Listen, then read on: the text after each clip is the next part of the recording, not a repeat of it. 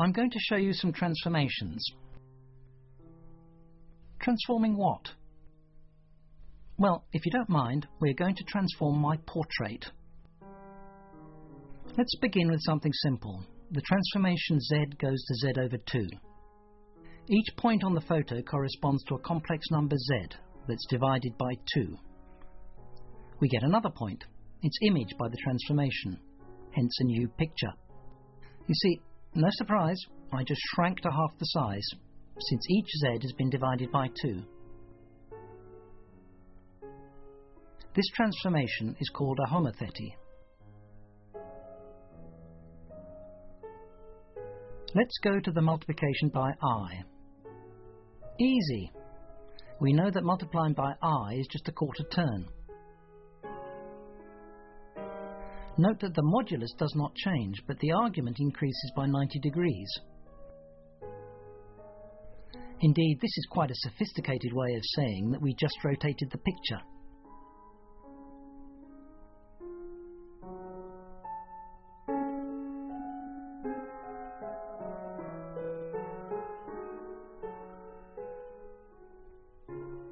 Well, a bit more complicated.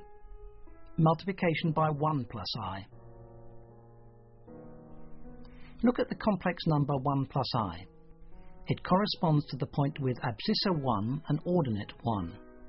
Its argument is 45 degrees and its modulus is the square root of 2, using Pythagoras' theorem.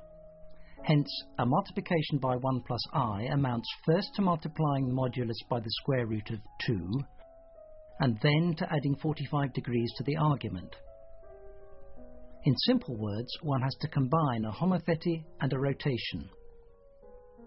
This is called a similarity.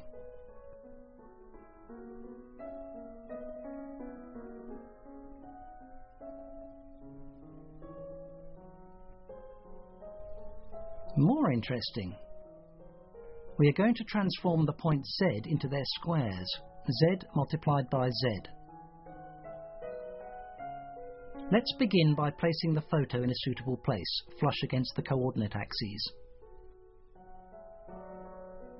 Then I zoom a little bit, since the squaring process will change the size of things, and I need space to show you this. OK, now we can transform the photo progressively. Notice that the argument of Z squared is twice the argument of Z, so that the right angle on the lower left of the photo is doubled under the transformation. It has turned into a 180-degree angle. Let me place the photo somewhere else, and let's look again at the same transformation Z squared. You will notice again the same argument doubling. For instance, look at my index finger. Before the transformation, its argument is about 45 degrees. And after the transformation, it points upward at 90 degrees. But you can also observe that moduli are squared.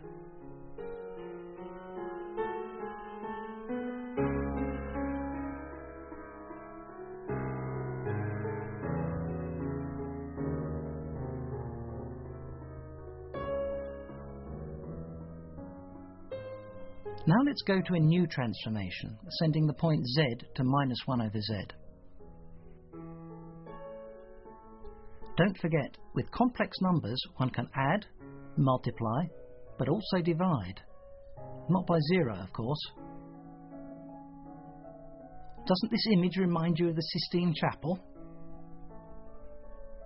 Large complex numbers with a large modulus become small when one takes their inverses, and conversely.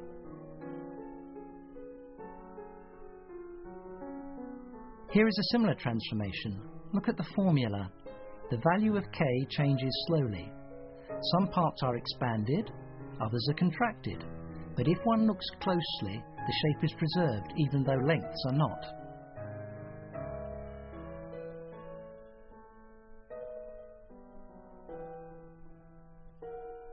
A circle remains circular, even though it might grow.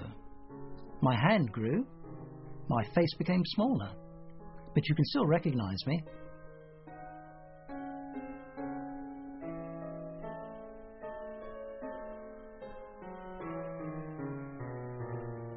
one more transformation, more involved.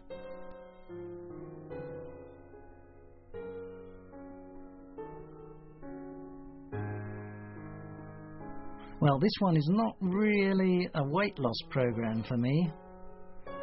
But note once more that even though I got bigger, the shapes of small parts did not change. For instance, if you look at a button on my shirt, it keeps a circular shape. One says that these transformations are conformal or holomorphic. Rather complicated Latin and Greek words for saying that one preserves shapes. Indeed, with complex numbers, one can do quite a lot. One can even take the exponential, if you know what this means. But even if you don't know, look at the treatment I have to suffer from the exponential. Has my head disappeared? No. If you look through a microscope near the origin, you could see my beard. Now that you know about complex